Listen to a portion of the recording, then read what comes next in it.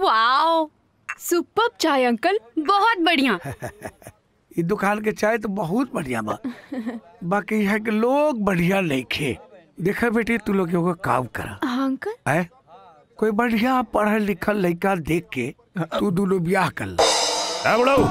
ई का कहता रहा? हम ठीक कहत बानी, ये दोनों तोहनी के लायक नहीं खे। ए बड़ऊ, हमनी के तारीफ छोड़ के शिकायत करा तारा। ऐसे बोलबा तो हमनी के जिंदगी बर्बाद हो जाई। ना बताई, ये दोनों के जिंदगी बर्बाद हो जाई। ये दोनों कहा पागल आवारा। ये दोनों लड़की पढ़ल लिखल सब लड़की है। हमरा के ये बताओ कि एकर घर वाला ये रिश्ता मानी? रउआ ठीक है कहता नहीं। हमनी के माई बाबूजी बचपन में एगो रोड एक्सीडेंट में गुजर गईले। ओकरा बाद से हमनी के बड़ भाई माई बाबूजी दोनों के फर्ज निभवले और बहुत लाड प्यार से हम दोनों के पाल पोस के बड़ा कैलन।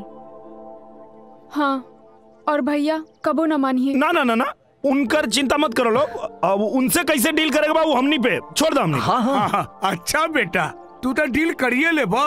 एगो बात पूछी, अच्छा तू लोग के खाना बनावे आवेला? ना, घर में कुक बा। कपड़ा पीछे आवेला? ना अंकल, ओकरा खातिर वॉशिंग मशीन बा। घर में झाड़ू पोछा तक करते हो भू? घर में वैक्यूम क्लीनर बा। अरे बर्तन उर्तन तो बजे होते हो की? ना अंकल, ओकरो खातिर घर में नौकर बा। बाकी शादी के बाद सब सीख ले अंकल। मत सीखिया बेटी, काहे की शादी भइला के बाद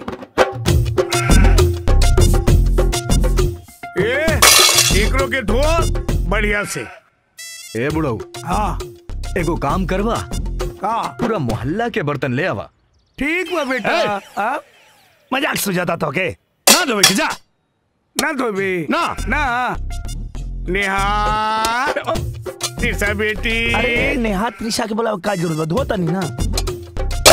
धोता नहीं ना, जा तू। बढ़िया बढ़िया से साफ सफाई करके दुकान में लेके आ जाओ। हाँ ठीक बा। लागा झूलनिया के धक्का, बलम कलकत्ता पहुंच गए हो। लौकत नहीं के? चुप, आवाज नीचे करके बात कर ना तो। हाँ पिताश्री, कोनो बात नहीं, क्या आप जाई हो जाई, फिर से साफ हो जाई। अबे साफ कर। हाँ ठीक बा, ठीक बा, ठीक से पूरा दुकान साफ करके फिर हाँ, हो जाई हो जाई। हाँ का बे मार खिबे बे, साफ कर।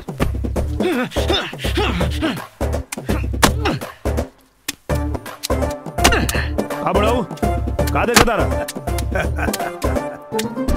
ये हमार कपड़ा हा, धो ना धोए।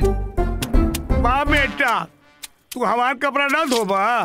कहो ना, ना काहे धोई? अपन मेहरारू के लुगा धोता नहीं ना? बहू हाँ धोई धोई धोई। काहे बुलाओ तेरा? धोइया बेटा। ठीक बा, ठीक है। हाँ ठीक बा, दुआ जी जा जा तू जा। अरे पकड़ तैयार रे, अब समझ में आई, बुढ़वा बियाह करावे खातिर काहे इतना परेशान रहे। हमसे ज्यादा तो ही बेचारा बानर लगा। पतियों के खेले। अरे सुना, एगो तनी बढ़िया से चाय बनावा, बड़ा माथा दुखात बा। अभी खाना बना था, अभी चाय ना बनी। अरे हमरा पहले चाय चाहिए, खाना बाद में बनावा या ना बनावा? कहानी ना कि खाना बना था चाय ना बनी। ना बनी, ना बनी। ए बिरुआ, चाय ना बनी। ना बनी। बहू चाय बनावा तानी ना, बनावा तानी। स्पेशल चाय अदरक डाल के। हाँ हाँ ठीक बा, खुश रहा खुश रहा। अरे वो बर्तन उठावा था, खींच रहा।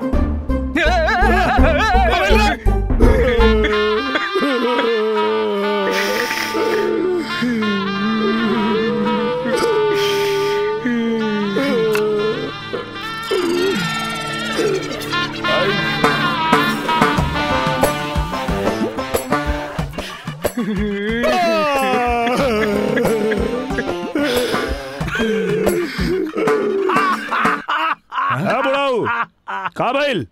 जैसन सोचले रहनी ओइसन पुतोहिया मिल गइल। ए बेटी, तू लोग हमरा पसंद बारू, हमरा तरफ से ये रिश्ता पक्का।